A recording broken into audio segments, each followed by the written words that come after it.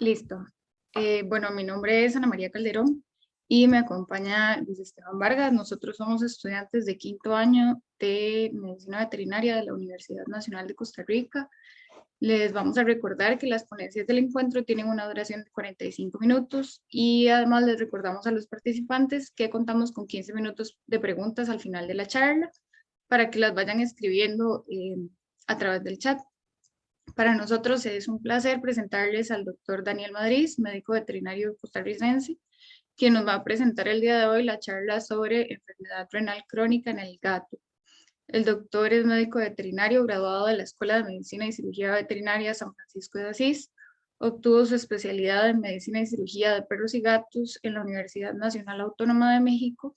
Cursó una pasantía en nefrología en la Universidad del Estado de Sao Paulo, en Brasil, y una pasantía en nefrología de la Universidad de Buenos Aires, Argentina. Es certificado de la Academia de Hemodiálisis en UC Davis, Estados Unidos.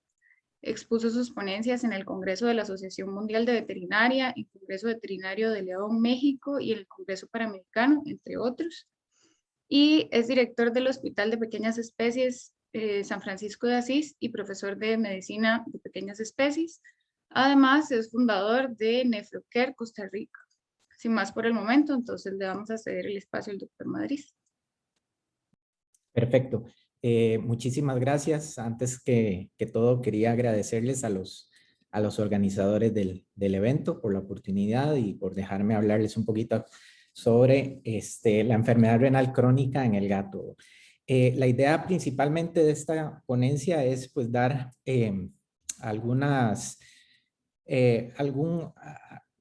algunos consejos prácticos sobre el manejo diagnóstico y el manejo terapéutico de la enfermedad renal crónica en el gato, basándonos principalmente en evidencia que tenemos, ¿verdad? Evidencia científica. Esto porque a veces se establecen tratamientos y se utilizan, qué sé yo, a veces algunos terapéuticas o algunos medicamentos que quizá son populares, pero a veces carecen de la suficiente evidencia científica de su uso y de su efectividad, ¿verdad? Ok, entonces vamos a ver. Un segundito. Ok, entonces, bueno, recordar la definición de la enfermedad renal crónica es la evidencia y la disfunción de ambos riñones, ¿verdad? De todo el tejido renal con una duración de al menos 3 meses, ¿verdad? Si no tiene una duración de 3 meses, pues no podemos decir realmente que es una enfermedad renal crónica. Obviamente, entre autores hay ligeras discrepancias en cuanto al tiempo real de cuándo es una enfermedad renal crónica, pero la mayoría está de acuerdo en que es a partir de los 3 meses que podemos decir que se trata de una enfermedad renal crónica. La enfermedad renal crónica por definición es no reversible, o sea, una vez establecida no podemos revertirla y tiende a ser progresiva. En muy raros casos, principalmente en estadios tempranos, la enfermedad puede que no progrese mucho, ¿verdad? Pero para el gran porcentaje de pacientes va a ser una enfermedad progresiva y en muchos casos va a llegar a una condición terminal. Esto es importante establecer. Ok, como dato interesante, es una enfermedad o una condición clínica que es muy común en gatos y la prevalencia ha ido aumentando con el paso de los años. Hay estudios, por ejemplo, esta gráfica que muestro es de un estudio hecho en el Reino Unido, en donde por cada 1000 casos examinados en los años 80 veían 4 enfermedades renal crónica, en los 90 subió a 16 y posteriormente subió a 96. Hay algunos otros estudios que dicen que la prevalencia en gatos mayores de 10 años es incluso hasta de un 30 o un 40%. Entonces, si nos dedicamos a medicina de pequeñas especies, principalmente, o medicina felina, es una enfermedad con la que tenemos que tener ciertas nociones en cuanto a tanto diagnóstico como de tratamiento, porque su prevalencia es alta principalmente en gatos viejos. Como etiología, porque al final de cuentas la enfermedad renal crónica es una condición que puede abarcar varias etiologías o varias etiologías pueden originar una enfermedad renal crónica. La lesión más comúnmente observada es una nefritis túbulo intersticial, ¿verdad? Esto también puede ser originado por varias cosas, es una condición inflamatoria y, bueno, se ha visto asociada a virus y a un montón de otras condiciones. Otras etiologías, linfoma, amiloidosis, pielonefritis, glomerulonefritis. El tema glomerular en los gatos no es tan común como en los perros, pero se puede dar. Y también enfermedad poliquística, ¿verdad? Principalmente en algunas razas asociadas, como por ejemplo el persa. Ok, factores de riesgo, se han estudiado algunos, se sabe que la edad es uno de ellos, ¿verdad? El gato, entre el mayor sea el gato, mayor es la posibilidad de que tenga. Se ha visto cierta asociación también que es más importante en gatos que salen de casa, o sea, tienen más prevalencia de la enfermedad que los gatos indoor. Y hay un estudio reciente también, bueno, que ya hace un par de años, que vinculaba la enfermedad periodontal con la aparición de azotemia, ¿verdad? Entonces, pareciera que la enfermedad periodontal, principalmente cuando es severa, aquí se ve en este gráfico, ¿verdad? Se puede asociar a la aparición de pacientes azotémicos. Entonces, pues la salud dental es importante. Ese mismo estudio también se vio una asociación entre los gatos que eran frecuentemente vacunados con la aparición de azotemia, ¿verdad? Entonces también parece que la vacunación, o sea, compararon pacientes que son frecuentemente vacunados con pacientes que nunca o pocas veces fueron vacunados y pareciera que los que se vacunaron más frecuentemente tenían mayor posibilidad de desarrollar azotemia con la edad. Entonces, no se sabe muy bien por qué. Se cree que es porque puede haber ciertas condiciones inflamatorias crónicas asociadas con la activación del sistema inmune que puede provocar ciertas vacunas. ¿Ok? Para entender bien la enfermedad hay que recordar bien cuáles son las funciones del riñón, y el riñón tiene un montón de funciones, tiene funciones regulatorias, funciones de excreción y funciones de síntesis. Dentro de la regulación, bueno, regula electrolitos por medio de hormonas, regula agua, también por medio de vasopresina, del sistema renina-angiotensina, regula también presión arterial. Entonces es un órgano regulador importante, ¿verdad? La regulación ácido-base también. La excreción de compuestos nitrogenados, hay un montón de compuestos nitrogenados que se producen en el cuerpo. Generalmente asociamos la urea y la creatinina, pero hay muchos más, ¿verdad? Esos son los marcadores que se utilizan normalmente a nivel de laboratorio y a nivel clínico como marcadores de la enfermedad, pero hay muchísimos compuestos nitrogenados que se acumulan en pacientes con enfermedad renal, y también tiene función de síntesis de, por ejemplo, la eritropoyetina, de, por ejemplo, la maduración y la formación de la vitamina D, etcétera. Entonces, todo eso se puede ver afectado en la enfermedad renal. En cuanto al abordaje diagnóstico, generalmente los propietarios nos van a hablar, o podemos sospechar cuando vemos gatos de edad avanzada con pérdida de peso, generalmente están anoréxicos y letárgicos. También a veces nos mencionan de poliuria polidipsia como signos iniciales. Incluso a veces puede haber poliuria polidipsia como antes, o por ejemplo antes de que haya azotemia, ¿verdad? Antes de que se eleven los niveles de urea y creatinina, y los vómitos también son frecuentes. Como hallazgos clínicos, una vez que están en consultas, lo que más comúnmente se ve es deshidratación, baja condición corporal y pelaje en mala condición, ¿verdad? Un gatito que no se acicala probablemente está enfermo, tiene alguna condición, alguna debilidad, algún dolor, o puede tener incluso a veces algo en la boca. Entonces, eso generalmente nos puede llamar la atención. Otras cosas que podemos ver que no son tan consistentes en la mayoría de los pacientes, pero sí se pueden ver comúnmente, son cosas pálidas. A la palpación de los riñones se pueden palpar pequeños, irregulares, lesiones orales y halitosis también con bastante frecuencia. Entonces, son signos clínicos que normalmente podemos ver. Como diagnóstico, bueno, esto es muy elemental, ¿verdad? Pero nunca está de más repasarlo, ¿verdad? Generalmente el diagnóstico tiene que haber azotemia y una disminución de la densidad urinaria, ¿ok? Entonces,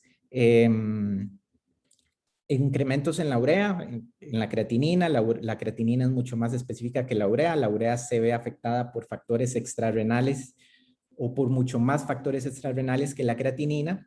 La creatinina es más específica, pero es poco sensible al inicio de la enfermedad. O sea, la creatinina se eleva cuando tenemos un 70% de daño renal, aunque sí guarda relación con la tasa de filtración glomerular. Es una relación que al principio del daño renal casi no se da, ¿verdad? Casi no se eleva. Mientras que el SDMA sí es un poquito más sensible al inicio de la pérdida de la función renal. Entonces, pues una recomendación pues sería añadir el SDMA en los paneles para monitorizar pacientes con sospecha de enfermedad renal, ¿verdad? Igualmente no se recomienda hacer solo el SDMA, sino que hacerlo en conjunto con la creatinina. En fases tempranas, porque en una fase temprana de enfermedad renal crónica puede el paciente no estar azotémico. Entonces, podemos ver cambios en la orina, por ejemplo, baja densidad urinaria, podemos ver proteinuria y podemos ver cambios morfológicos en los riñones. En estas gráficas se ve la relación de la tasa de filtración glomerular con los niveles de creatinina y igualmente la tasa de filtración glomerular con los niveles de SDMA. Entonces, si guardan relación, ¿verdad? Uno y otro. Ok, los consensos diagnósticos nos orientan un poco en cuanto al abordaje diagnóstico. Entonces, en estadios tempranos, puede que no haya azotemia, como les mencioné anteriormente. Sin embargo, podemos ver alteraciones en la creatinina o alteraciones en el SDMA, que incluso pueden estar en niveles normales, pero puede haber movimientos hacia el alza, por decirlo de alguna forma, ¿verdad? Movimientos, incrementos en estos analitos. Otra cosa que podemos ver en fases iniciales puede ser alteraciones morfológicas en los riñones y proteinuria, ¿verdad? Principalmente proteinuria que no esté asociada a inflamación. Entonces, cuando vemos proteinuria que no está asociado a bacteriuria, a presencia de sangre o leucocitos en orina, simplemente tenemos proteinuria. Eso puede ser un indicador temprano de una enfermedad renal crónica inicial, ¿verdad?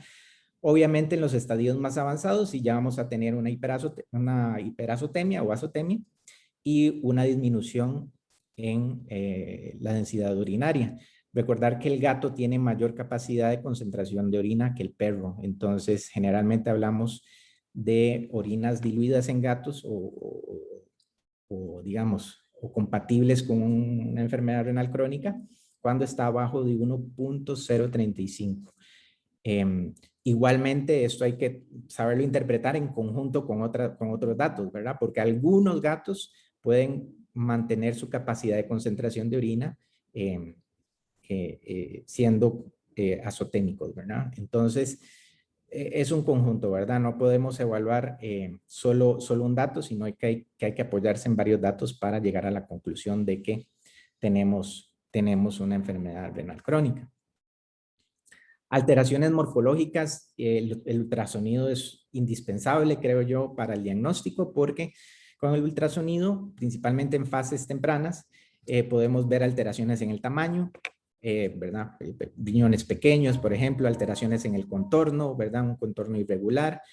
La relación corteza-médula se puede ver alterada, entonces generalmente podemos ver disminuciones en la corteza, que es donde más abundan los glomérulos.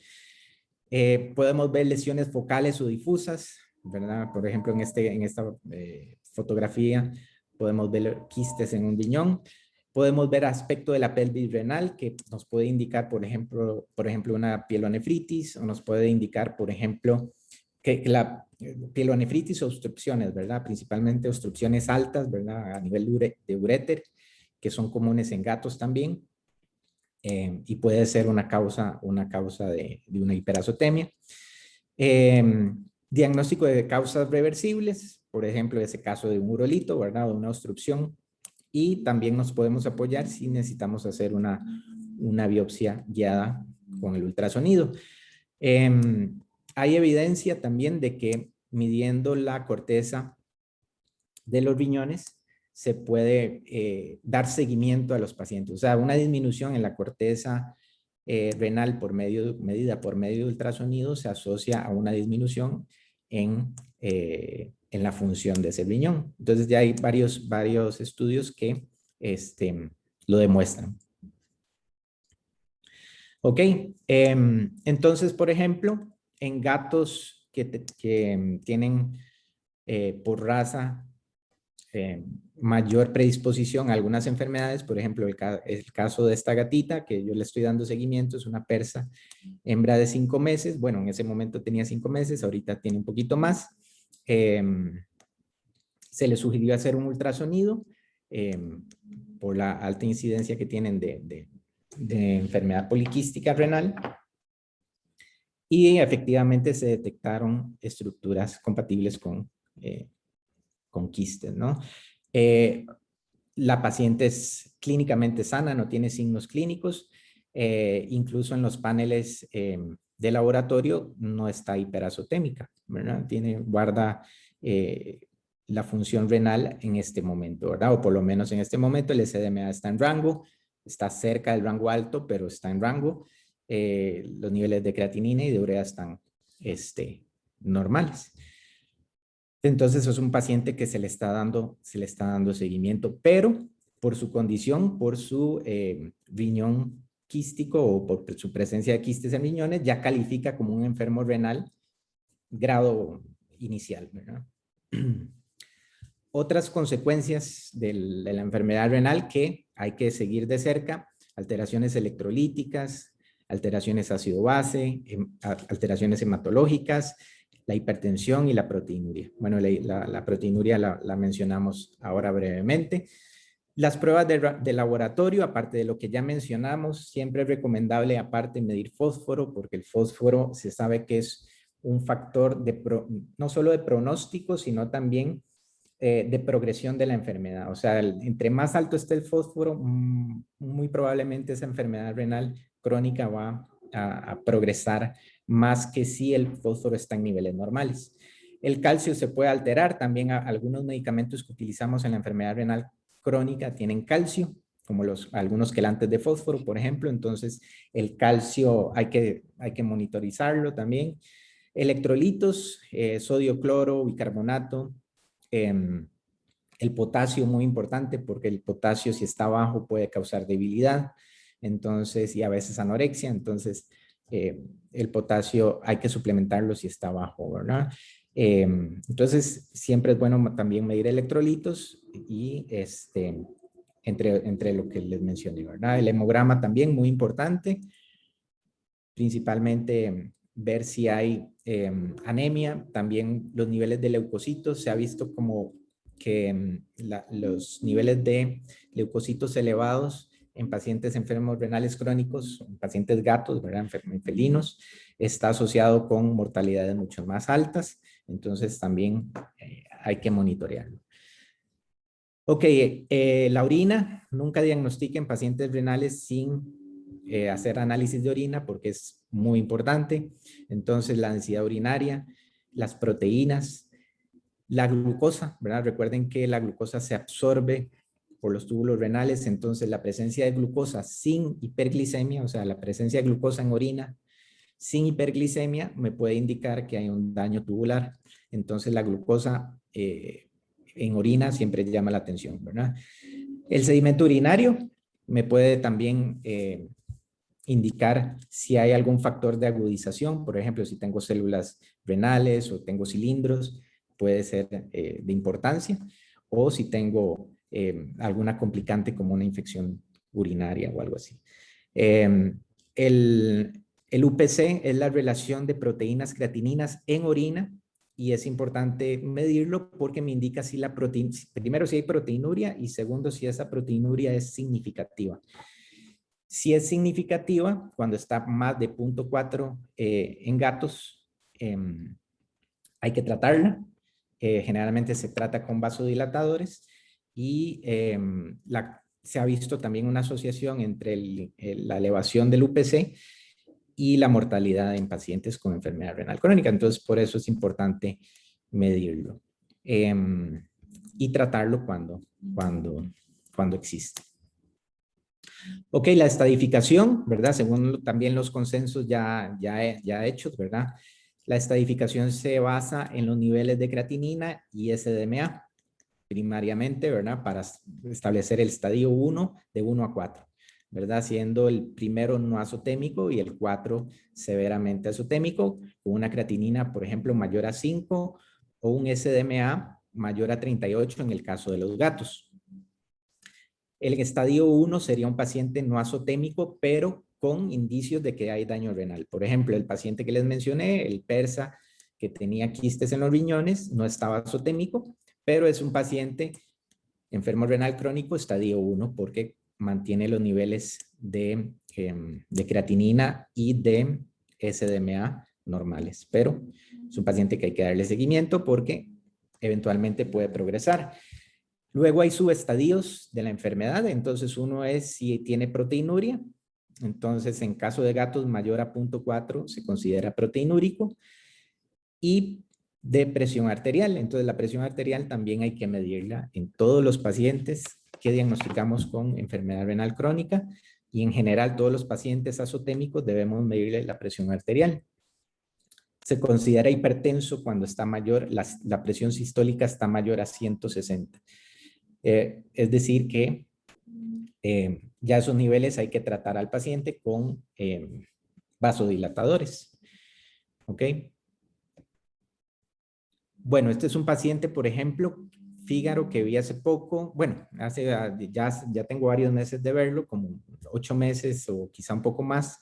Empezó como un fallo renal agudo, tuvo algunas condiciones que favorecieron el fallo renal agudo, pero no recuperó 100% su función renal y quedó como un enfermo renal crónico.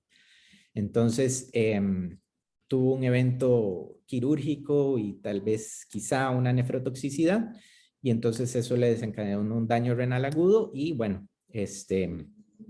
tenía hiperazotemia en un inicio, incremento en el fósforo, tenía acidosis metabólica también, el SDMA elevado, y después de varios seguimientos, unos propietarios muy comprometidos, bueno, meses después pudimos bajarle la creatinina, sigue siendo elevada según los estándares de IRIS, pero se mantiene en un crónico grado 2 bastante estable, ¿verdad? Nunca desarrolló proteinuria, nunca desarrolló hipertensión y está en seguimiento el paciente. Entonces, es también otro origen común de un enfermo renal crónico, ¿verdad? De que un evento agudo no recupere el 100% de su función y pase a un enfermo renal crónico. Ok, entonces, en cuanto al tratamiento de la enfermedad, hay que ajustar el tratamiento a cada paciente porque no todos los pacientes se presentan de igual forma. Algunos pacientes van a ser proteinúricos, otros no. Algunos pacientes van a ser hipertensos, otros no.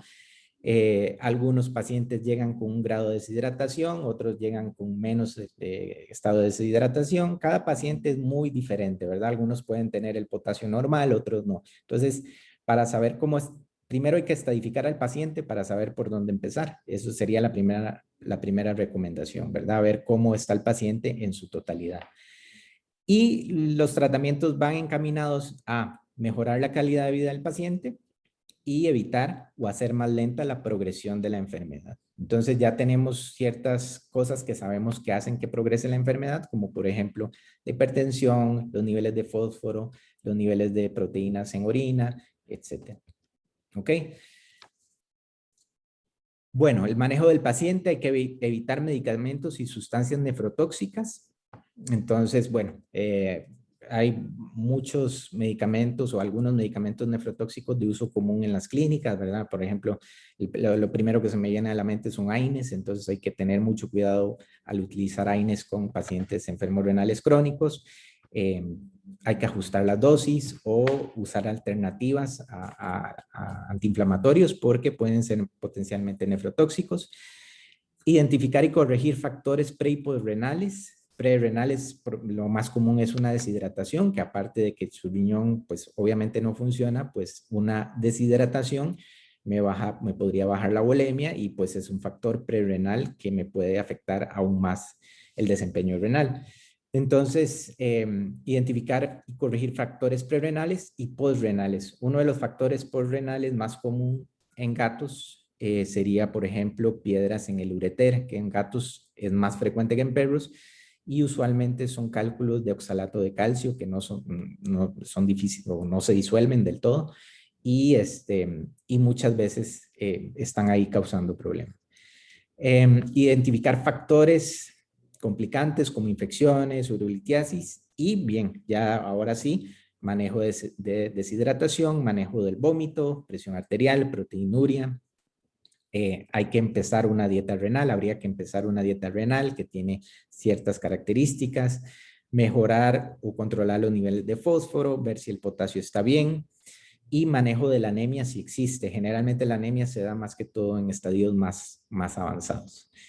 La hidratación, ¿por qué es bueno hidratar al paciente? Porque casi siempre estos pacientes presentan anorexia, o sea, reportan que tiene a veces varios días de no comer o por lo menos bastantes horas de no comer. Puede haber náuseas, puede haber vómitos, puede haber poliuria, todo eso hace que tenga pérdidas el paciente y si no está comiendo, obviamente se va a deshidratar. Entonces la hidratación viene siendo un manejo inicial de la enfermedad. El volumen obviamente va a ser dependiente de cada paciente. Cada paciente, como les digo, se maneja de forma individual porque puede que un paciente llegue más deshidratado que otro. Entonces, a cada paciente se evalúa distinto. Lo usual es utilizar soluciones poliiónicas y, por ejemplo, en el caso de Costa Rica, pues lo más accesible sería un lactato de Ringer que bueno, tiene un poquito de cloruro de potasio y es un poquito mucho, o es más equilibrada que una solución salina. Entonces, Ringer lactato en otros países tienen Plasma Light o tienen Normosol y otras soluciones que aquí pues no conseguimos con facilidad, entonces pues la opción nuestra sería esa. El objetivo de la hidratación, o sea, hay que calcular porcentajes de deshidratación y el objetivo, o sea, hidratar al paciente, se debe alcanzar en unos 24 a 48 horas, por lo menos, ¿verdad? Si hay pérdidas, pues obviamente hay que calcularlas y añadirlas a la terapia. Evitar la sobrehidratación porque si somos a veces muy no calculamos o somos descuidados a la hora de calcular la terapia de fluidos y sobrehidratamos, se ha visto como que puede ser dañino, ¿verdad? O sea, puede ser un factor de riesgo para el paciente si hay sobrehidratación, porque estos pacientes a veces no manejan los volúmenes altos de soluciones, ¿verdad? Más cuando es una enfermedad agudizada. A largo plazo, la idea es que el paciente consuma agua a libre acceso o por lo menos líquido a libre acceso. Y bueno, también como estrategia de hidratación en algunos pacientes se puede manejar de una forma, digamos que ambulatoria, vía subcutánea, de 2 a 3 veces por semana. Y se les aplica de forma subcutánea 100 a 150 mililitros, ¿verdad? De forma subcutánea puede ser lactato de Ringer y a veces se puede en la misma solución añadir algún medicamento antiemético como Serenia, algún complejo B, les puede ayudar bastante. E incluso algunos propietarios que son cuidadosos y tienen pues las destrezas necesarias y obviamente el paciente también, digamos que tolera esto, puede aprender a hacerlo en casa para hidratar al paciente en casa. Ok, la nutrición es súper importante, debemos ojalá hacer que el paciente coma lo más rápido posible para que no pierda peso. La anorexia es uno de los signos más comunes en la enfermedad renal crónica. Y obviamente entre más rápido empieza a comer el paciente, pues aumenta su expectativa de vida. Hay que evitar la restricción excesiva de proteínas, o sea, las características de la dieta renal es que tienen las proteínas, los niveles de proteína un poco más controlados, pero la restricción excesiva hay que evitarla por la pérdida de masa muscular. Entonces, tiene que ser moderado. Las características de las dietas renales: restringida en proteína, restringida en fósforo, rica en antioxidantes y omega 3, ayudan a mantener el equilibrio ácido-base. También vienen suplementadas con potasio, con vitaminas, principalmente vitaminas hidrosolubles, porque estos pacientes generalmente tienen poliuria y entonces eliminan o excretan más vitaminas hidrosolubles que los pacientes normales o que los pacientes sanos, por decirlo así. Entonces vienen suplementados con vitaminas y bueno, lo ideal es que sean palatables, ¿verdad? Pero en la práctica sabemos que las dietas renales casi siempre no son muy palatables. Entonces, pues hay que hacer una transición a una dieta renal de una forma paulatina para que el paciente no tenga aversión a la comida. En el país y en general hay dietas comerciales o hay varios tipos de dietas de prescripción para pacientes renales y en general pues manejan más o menos una fórmula similar. El efecto de la dieta en el paciente renal está súper estudiado, se sabe ya por muchos estudios clínicos que sí ayuda, o sea, la dieta es de los factores que más ayuda a los pacientes renales, la dieta especial, ¿verdad? La dieta de prescripción. Y hay varios estudios en donde se ha visto que la sobrevida en pacientes enfermos renales crónicos con dieta renal es mucho mayor que los que no comen dieta renal, ¿verdad? Entonces, por ejemplo, en este caso, la primera línea vemos pacientes con una dieta normal, estos en días, sobrevivieron 264 días versus los que comieron dieta renal 633 días. Entonces, esto a veces es bueno incluso estos tipos de estudios tenerlos a mano para mostrárselo a los propietarios, porque a veces no se la creen, ¿verdad? No creen que una dieta renal sea tan indispensable en el manejo de la enfermedad del paciente. Y a veces pues lo ven como un costo excesivo, etcétera, etcétera. Entonces, sí se sabe y es de las piedras angulares del manejo de la enfermedad renal crónica. El cambio de dieta debe ser progresivo para evitar la aversión a la comida. Muchos pacientes a veces al inicio no quieren comer, están con anorexia, pero una vez corregida la hidratación y los vómitos, empiezan a comer. Entonces siempre es buena idea, primero, o sea, tomarlo con calma, hidratar al paciente, tratar los vómitos y una vez hecho esto, empezar con la transición, ¿verdad? Tampoco se recomienda hacer un cambio de dieta brusco porque los pacientes pues no lo van a tolerar muy bien. ¿Ok? De hecho, algunos incluso recomiendan que el cambio no empiece en la hospitalización, sino que empiece en la casa. Que durante la hospitalización el paciente pues coma lo que quiera para que vaya saliendo de la anorexia y demás, y que sea en casa donde empiece la transición hacia una dieta de prescripción. La mirtazapina en otros países existe ya la presentación en gel transdérmico. Lo que yo hago es mandarlo a formular en gel y se les coloca en la parte interna del pabellón auricular, ¿verdad? La mando a preparar a un 2%. Y es un estimulante del apetito que se ha visto y se ha estudiado también en casos de enfermedad renal crónica que estimula muy bien el apetito y se puede usar cada 48 horas, cada 24 o 48 horas y funciona bastante bien. Hay estudios en pacientes con enfermedad renal crónica y está avalado su uso. Entonces funciona bastante bien. Dietas caseras para gatos con enfermedad renal crónica. Hay varias publicaciones y varios textos en donde dan ejemplos de dietas caseras. Yo prefiero la dieta comercial por un tema de practicidad, digamos, y porque los estudios, me gusta trabajar basado en evidencia, y los estudios generalmente de las dietas en pacientes renales están basados en dietas comerciales y no en dietas caseras. Entonces la evidencia está del lado de las dietas comerciales. Sin embargo, yo sé que los que utilizan dietas caseras pues tienen sus puntos y pues son también válidos. Este es un ejemplo de una dieta casera para un gato. Esta es la porción diaria para un gato de 4.5 kilos. Entonces ahí vienen una serie de ingredientes, ¿verdad? Basado en carne de pollo, hígado de pollo, aceite vegetal, hay que añadirle sal yodada, carbonato de calcio como quelante de fósforo, etcétera, ¿verdad? Arroz son ingredientes que se pueden utilizar en pacientes como complemento casero para pacientes con enfermedad renal crónica. Ok, los vómitos.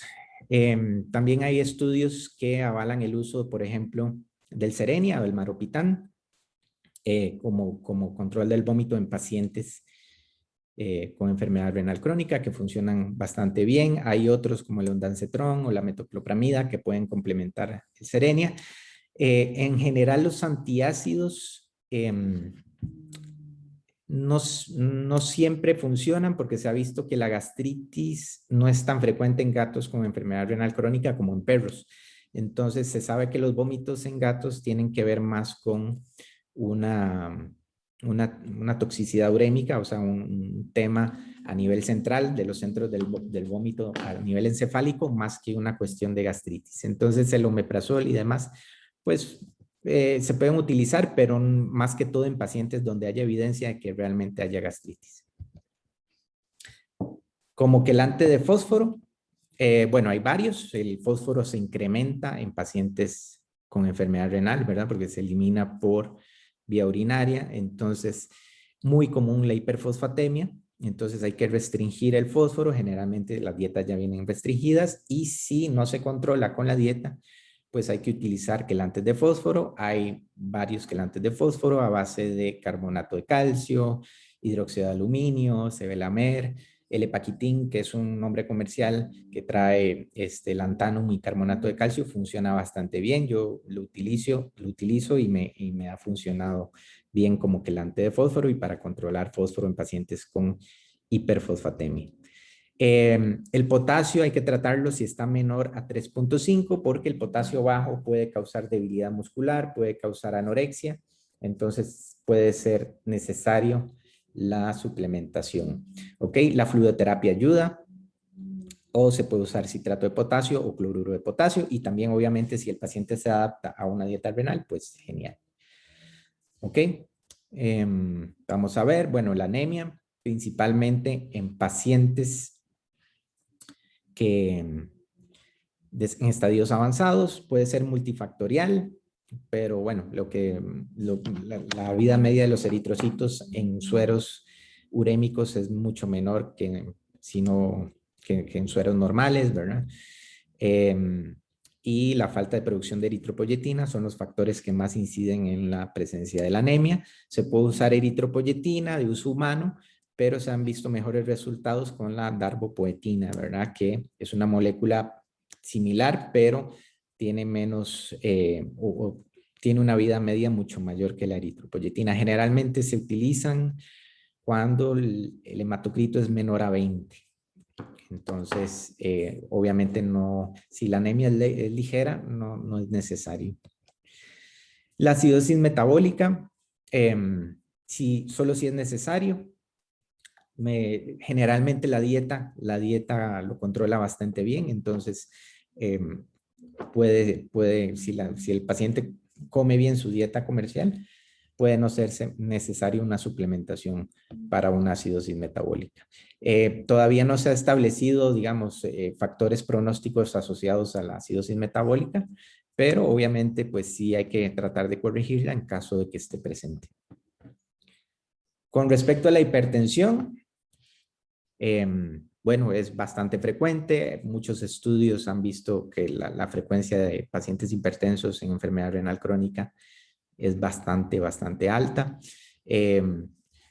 Como recomendación para la presión, para medir la presión arterial, bueno, hay consensos también que se han hecho sobre esto, entonces, importante la posición del paciente, establecer en qué posición está el paciente, el sitio donde se pone el manguito, es importante que se mantenga una constante en eso, o sea, si yo lo hice en la cola la primera vez, ponerlo otra vez en la cola, el tamaño del manguito también, porque se puede subestimar o sobreestimar la presión según el tamaño del mango, entonces el manguito tiene que ser del tamaño adecuado al sitio donde lo estamos poniendo, el sitio donde lo ponemos, el equipo que sea un equipo veterinario, anotar si el paciente está estresado, porque todo eso puede afectar la medición, y hacer varias mediciones, ¿verdad? Hacer varias mediciones porque al final de cuentas, pues lo que nos va a servir es sacar un promedio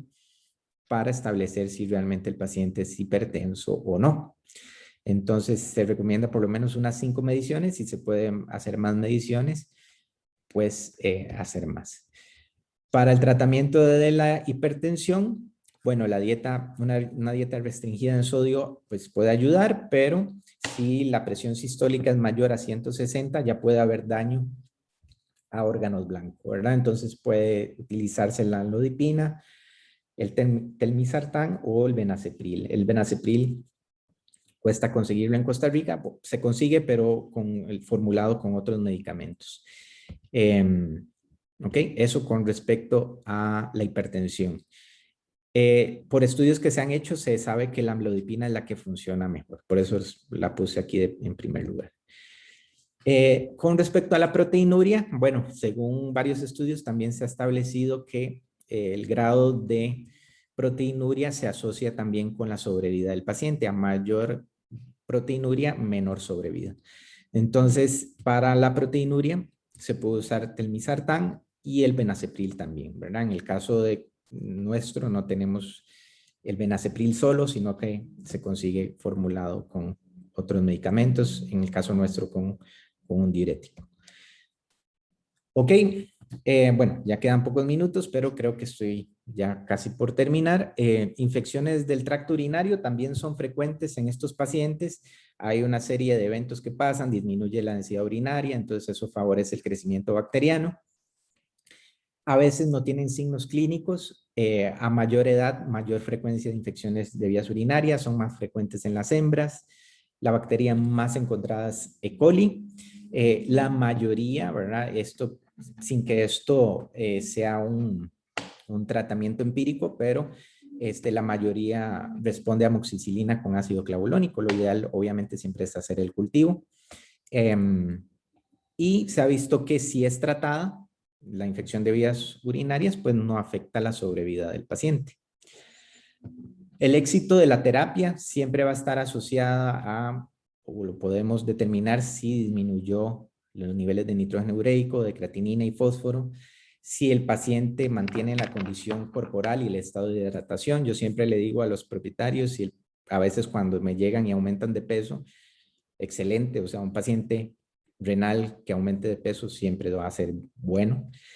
La estabilización del potasio, del bicarbonato, disminución de los signos de uremia, que serían, por ejemplo, la anorexia, vómitos, y obviamente si evitamos sobrehidratación. La progresión de la enfermedad generalmente se da por periodos de agudización, entonces una vez que agudiza la enfermedad disminuye un poco más la función renal, se vuelve a agudizar, va disminuyendo la función renal. Entonces se ha visto ya que el daño renal agudo y la enfermedad renal crónica pues sí se pueden asociar una a la otra, ¿verdad? El pronóstico, factores que influencian el pronóstico, los signos clínicos, la causa, depende de la causa, el estadio iris, entre mayor es el estadio, menor es el pronóstico, magnitud de la proteinuria, niveles de fósforo y presión arterial. Estos son estudios que han evaluado la sobrevida de pacientes según el estadio iris, entonces obviamente si hay correlación, por ejemplo un estadio 2, esto que está en paréntesis es los días de sobrevida, y conforme aumenta el estadio iris, disminuye la cantidad de sobrevida, ¿verdad? Entonces, la estadificación también nos habla del pronóstico. Y ya para ir terminando, otras cosas que se han estudiado, tratamientos con células madre todavía en fase de, digamos, de experimentación, no están avalados a un 100%, hay estudios que han visto mejorías leves, otros que no han visto mejorías, entonces todavía no se ha protocolizado, por ejemplo, la terapéutica como tal, ni está 100% avalado por la gente que hace las investigaciones, está como en fase experimental aún. El azodil se ha visto, la función del azodil, aunque es un medicamento que es popular, su eficacia en gatos no está demostrada 100%. Entonces hay que manejarlo también con cierta, ¿verdad? Con cierta, hay que aterrizar el verdadero efecto que tiene. Los estudios que se han visto han sido en animales de experimentación, su eficacia, pero en gatos hay estudios como este, ¿verdad? En donde falla su efectividad. Entonces también, pues tratarlo o usarlo pues con la precaución debida. Y más allá del manejo terapéutico, bueno, técnicas de reemplazo, el caso de la diálisis, ya sea hemodiálisis o diálisis peritoneal, pues se utilizan más que todo en pacientes agudos, o sea, estas técnicas son más que todo para pacientes agudos o a lo mucho agudizaciones de enfermos renales crónicos. Para pacientes crónicos como tal, pues habría que dializar al paciente permanentemente, o sea, cada todas las semanas, y eso pues tiene ciertas restricciones en cuanto a costos, en cuanto a complicaciones de las técnicas, etcétera. Entonces, pues el target, digamos, es más para daño renal agudo que para enfermos renales crónicos. Para prevenir la enfermedad, hay que evitar deshidratación, nefrotoxinas, hipovolemia, hipotensión, hipertensión, infecciones, trombosis. Esas son las formas en que podríamos prevenir en general la enfermedad renal crónica. Y bueno, ya para terminar, los riñones son órganos delicados, ¿verdad? Entonces lo primero que debemos hacer es no hacer daño, ¿verdad? Entonces, este sería el final de la presentación. Les dejo algunos datos míos acá si quisieran ahondar en algún tema o si están interesados en algún, por ejemplo, en alguna gráfica que mostré, algún artículo, se los puedo compartir con mucho gusto.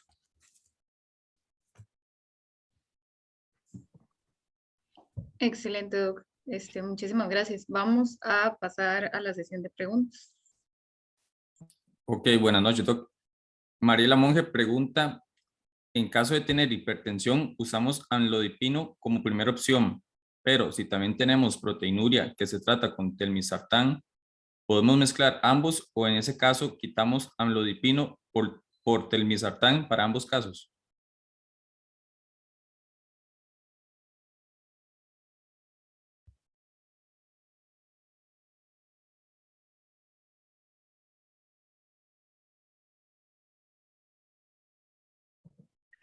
Pruebe Ok. a ver, Doc. Sí, ya, creo que tenía el micrófono apagado. Sí, esa sería una buena estrategia. El telmisartán, si hay las dos, pero a veces, vamos a ver, depende de lo primero que obtengas. Si tienes primero proteinuria, pues empiezas con el telmisartán, que se ha visto que tiene un efecto similar al benacepril. Pero si lo primero que obtienes es una hipertensión, es mejor empezar con el amlodipino basado en evidencia, ¿verdad? Ahora, si tienes uno primero y luego otro, pues sí habría que utilizar un doble esquema. Entonces, todo depende de lo primero que obtengas. Si obtienes primero una proteinuria, yo empezaría con el telmisartán. Si obtienes primero una hipertensión, yo empezaría entonces con el amlodipino. Ok, perfecto. Este, En este podemos- momento, Nicole Alvarado manda una pregunta y dice que ella está enterada de que los quelantes orales como epaquitín y azodil funcionan de manera oral y que los minerales, pero de la dieta. Sin embargo, no van a actuar a nivel sanguíneo. Entonces, si hay opciones para quelar gatitos que vengan con azotemias fuertes en sangre.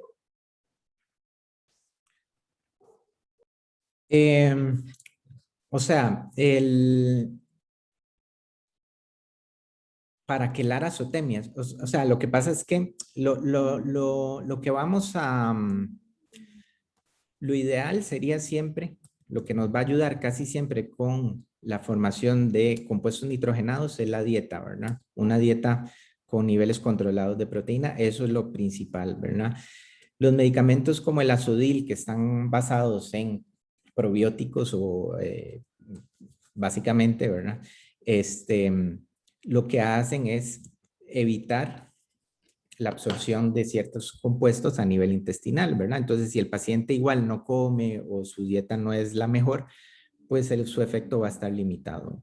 Entonces, yo para el control de la uremia como tal, lo primero es ver si no hay factores complicantes pre y postrenales. Eso es lo primero. Y lo segundo es una dieta comercial de prescripción. Eso es básicamente cómo se controla una uremia. Obviamente, digamos, hablando de manejo conservador, ¿verdad? Si nos vamos a cosas más, más allá, ¿verdad? Pues sí, hay técnicas de diálisis y demás. Pero si es el manejo conservador, es eso. Bueno. Ok, Doc, muchas gracias. No sé si hay más preguntas en el chat, pero mientras tanto, yo en lo personal tengo una. Siempre ha sido como una espinita que he tenido por ahí, y es, si yo tengo un paciente sano, ¿usted qué opina de recomendar la dieta de prescripción como de manera profiláctica? Bueno, depende de cada caso, ¿verdad? Por ejemplo, no haría mucho, es que hay varias aristas de eso, ¿verdad? O sea, por ejemplo, no haría mucha, no tendría mucha utilidad para prevenir la condición, ¿verdad? Porque, digamos, se ha visto que, por ejemplo, la cantidad de proteína no previene por sí misma, no previene, ¿verdad? Sí es bueno para tratar, pero no previene la enfermedad renal. Entonces,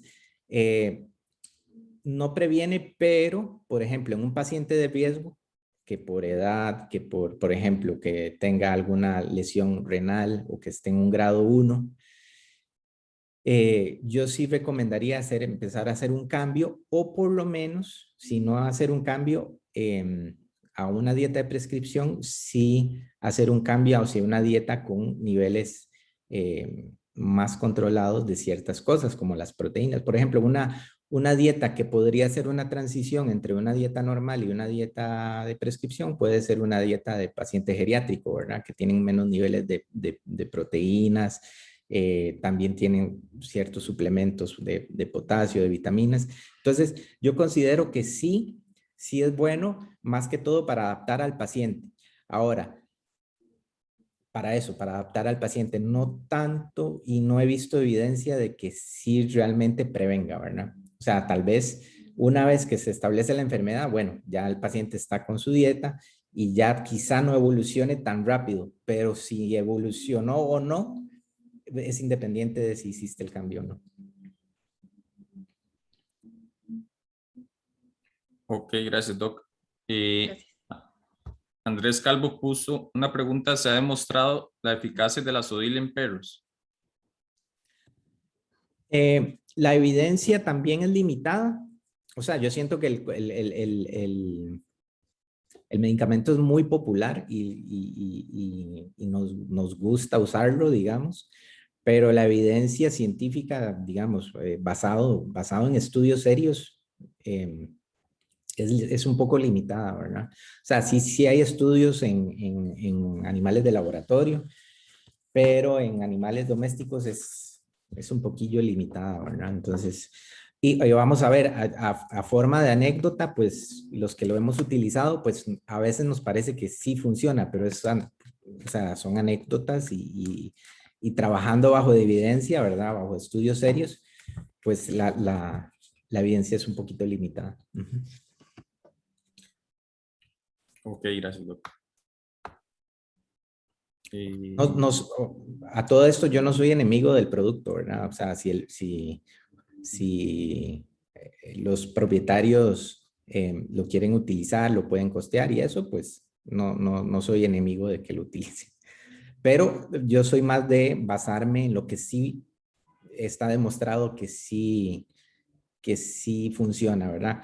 Está demostrado que sí funciona bajar el fósforo, está demostrado que sí funciona las dietas comerciales, está demostrado que sí funciona controlar la presión arterial, está demostrado que sí funciona controlar la proteinuria, todo eso está demostrado, ¿verdad? Entonces, en mi caso yo prefiero concentrarme en lo que sí sé que sí va a funcionar. Ok, excelente. Bueno, yo creo que no hay más preguntas. Entonces, en este momento voy a parar la grabación. Perfecto. Y les cedo el espacio a